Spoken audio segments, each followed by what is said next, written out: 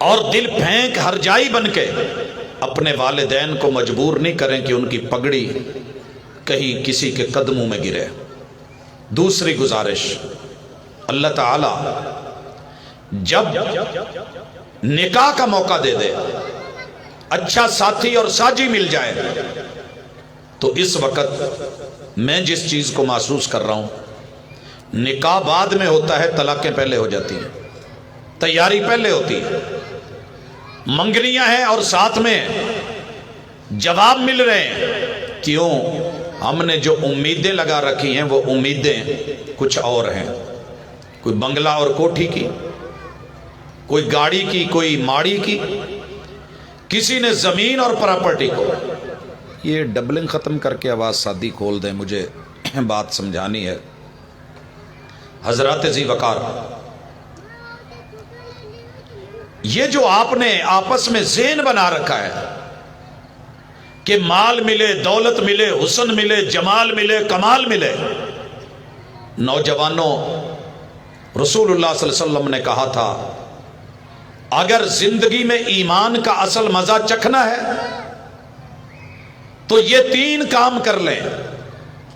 اللہ نے جو آپ کے لیے چنا ہے اور والدین نے جو انتخاب کیا ہے اس پہ راضی ہو جائیں اور محبت سے کہیں رضیت باللہ ربا، اللہ میرا گھر، میری بیوی، میری اہلیہ، اور بیوی یہ سمجھے کہ اللہ میرا شوہر، میرے سسرال، میرے والدین کا انتخاب تیری اگر اس میں رضا شامل ہے تو اللہ میں راضی ہوں۔ دل کو مطمئن کرنے کے لیے، ایمان کی کیف اور مزہ لینے کے لیے اور زندگی کو پرسکون گزارنے کے لیے اس سے بہترین اور کوئی چیز نہیں۔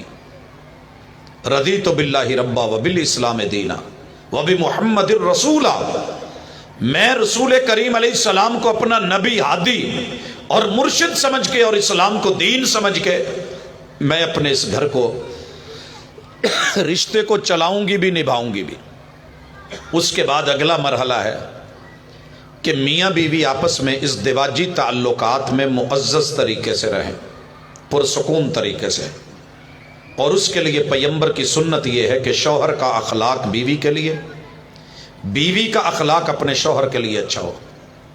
اور اخلاق میں سب سے پہلی چیز پاک دامنی اور عفت ہے۔ رسول اللہ صلی اللہ علیہ وسلم نے کہا جو عورت 5 نمازیں پڑھتی ہے، روزہ رکھتی ہے، شوہر گھر میں آئے تو اس کے ساتھ خوش ہوتی ہے اور وہ چلا جائے تو اس کی عزت کی حفاظت کرتی ہے، اللہ اس کے لیے دنیا کے اندر جنت کے 8 دروازے کھلوا دیتے ہیں، وہ گھر جنت نما بن جاتا ہے۔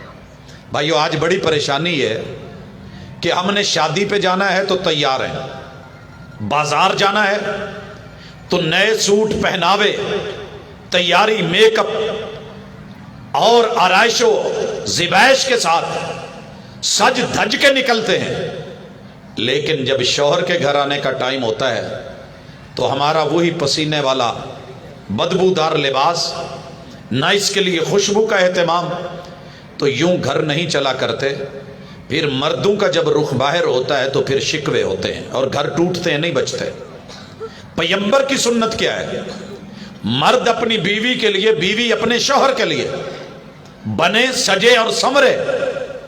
یہ حسن و جمال اور آرائش و زیبائش کی وہ واحد جگہ ہے جو سب سے بہترین، زبردست اور فائدہ مند ہے۔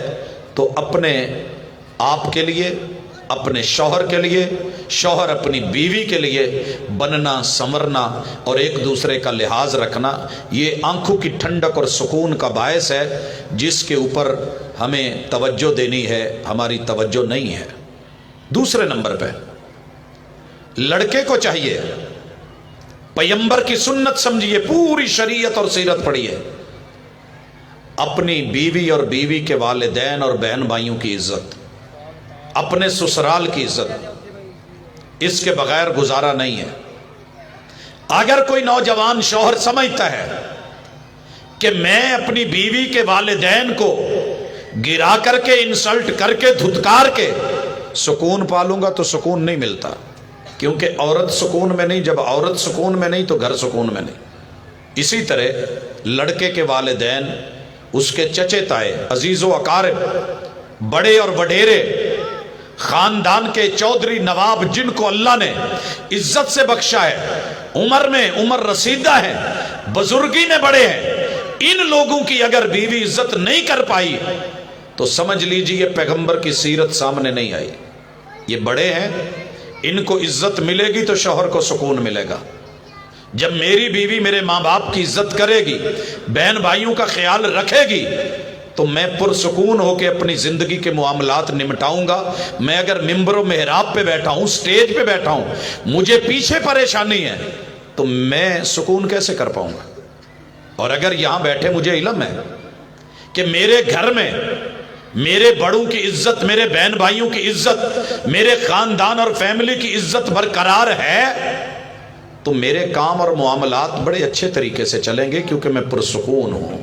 آج دنیا میں بے سکونی کا بہت بڑا سبب میاں بیوی کا یہ کلیش ہے۔ بیوی چاہتی ہے کہ میرے والدین کو عزت اور پروٹوکول ملے، لیکن لڑکے اور اس کے شوہر کے والدین اور جو ہے وہ بہن بھائی، ان کے لیے کوئی جگہ نہیں ہونی چاہیے۔ اس لیے گھر ٹوٹ رہے ہیں، اور یہی ٹی وی کے ڈراموں اور فلموں کے موضوعات ہیں۔ اللہ کے لیے اپنے شوہر کو عورت سب کچھ سمجھے، شوہر اپنی بیوی کو سب کچھ سمجھے، اور بیٹی جن کو چھوڑ کے آ گئی ہے ان کی جگہ جو اسے نئے ماں باپ ملے ہیں ان کا خیال رکھے۔ اور والدین کو، بڑوں کو بھی چاہیے کہ وہ چھوٹوں سے شفقت اور پیار کا معاملہ کریں۔ یہ نہیں کہ یہ اجنبی ہے، باہر سے آئی ہے، اس کا کوئی مقام نہیں۔ وہ لوگوں، آپ تو جانتے ہیں، درخت کو کسی جگہ سے ہرا بھرا ہو، سرسبز و شاداب ہو، اکھاڑ کر کے کسی نئی جگہ پہ لگائیں تو وہ بھی 2-4 دن مرجھا جاتا ہے، وہ بھی ویسا نہیں رہتا جیسے اصل جگہ پہ تھا۔ جس بیٹی نے 18 سال 20 سال والدین میں ایک گھر میں خاص ماحول میں زندگی گزاری ہے، وہ اچانک اٹھا کر کے ایک نئے اور اجنبی ماحول میں جب آئی ہے تو اگر اس سے کوئی مسائل بن جاتے ہیں، مرجھا جاتی ہے، پریشان ہو جاتی ہے، نفسیاتی کو مسئلہ بن جاتا ہے، تو اسے مزید دھکے نہیں دیں، رسوا نہیں کریں، بلکہ حوصلہ دے کے، ساتھ دے کے، پیار دے کے، عزت آبرو دے کے، اچھا ماحول دے کے اس کو گھر کے اندر سیٹل ہونا سکھائیں، کیونکہ یہ آپ کے بچوں کا مستقبل ہے، یہ آپ کی نسل ہے، یہ آپ کی فصل ہے۔ فصل کو اگر حملہ ہو کسی بیماری کا تو سپرے کی جاتی ہے، جلانی دی جاتی ہے، اور اگر مرجھا رہی ہو تو پانی دیا جاتا ہے، اور صحیح جھاڑ نہ بن رہا ہو تو کھاد دی جاتی ہے۔ مگر عجیب لوگ ہیں ہم کہ مسلمان ہیں، وہابی بھی ہیں، سنی بھی ہیں، شیعہ بھی ہیں، دیوبندی بھی ہیں، سب کچھ ہیں، مگر ایک اچھے انسان ہونے کا ثبوت نہیں دیتے۔ بڑے ہو کے مہربان نہیں بنتے، چھوٹے ہو کے بڑوں کے قدردان نہیں بنتے، برابر والے ہو کے ایثار اور قربانی کا جذبہ نہیں رکھتے۔ محمد رسول صلی اللہ علیہ وسلم کی سیرت سے اگر آپ پڑھیں گے تو یہ چیز ملے گی۔ اس کے بعد اگلی چیز، اللہ تعالیٰ سے اولاد مانگیں، صالح مانگیں، نیک۔ رب ہب لی من الصالحین، اللہ سے وارث مانگے۔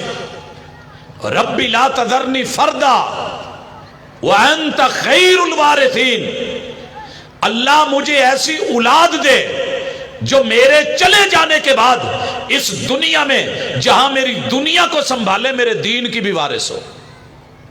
آج اولاد مانگی جاتی ہے جی، اچھی دکاندار، اچھی تاجر، اچھا بیوروکریٹ، اچھا انجینئر، اچھا ڈاکٹر، اچھا مالدار پیسے والا، اچھا پہلوان، یہ وہ۔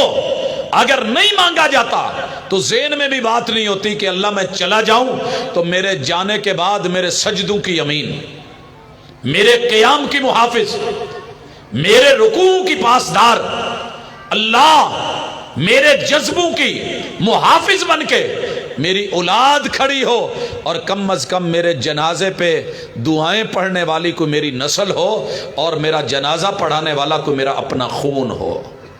یہ اللہ سے مانگا کریں۔ آج دنیا صرف دنیا مانگ رہی ہے، اللہ بیٹا دے دے میں پائلٹ بناؤں گا، بڑی اچھی بات ہے، ضرورت ہے۔ اللہ بیٹا دے دے میں فوجی بناؤں گا، فوج کی ضرورت ہے۔ اللہ بیٹا دے دے میں پولیس والا بناؤں گا، ہاں ضرورت ہے۔ لیکن جو تیری زندگی کے سکرات سے لے کے وہ معاشر کے میدان تلک 10 مرحلے ہیں، ان مرحلوں میں تیرا پیچھے صدقہ جاریہ بھی کوئی ہے؟ اللہ سے اولاد صالح مانگے، نیک اولاد دعا کرنے والی، اور یہ اپنی دعاؤں میں جملے رکھا کریں کہ اللہ نیک اولاد دے۔ شاعر کہتا ہے تیری جبیں پر نشان پڑا تو کیا پڑا، کوئی ایسا سجدہ کر کے زمین پر نشان پڑے، تو چلا جائے۔ تو مؤذن تھا تو تیری جگہ وہ مؤذن، تو امام ہے تو تیری جگہ بیٹا امام ہو۔ آپ کو پتہ ہے لاہور میں ہمارے ایک عالم دین کی تقریر اور گفتگو کے درمیان وفات ہوئی، جانتے ہیں نا؟ پوری دنیا میں نام چلا، دنیا نے دیکھا۔ آپ کو پتہ ہے کہ بڑی بڑی علمی شخصیتیں موجود تھیں، ان کے ہوتے ہوئے مصلی امامت پہ باپ کی جگہ بیٹا کھڑا ہوا ہے۔ بڑی بڑی علمی شخصیتیں موجود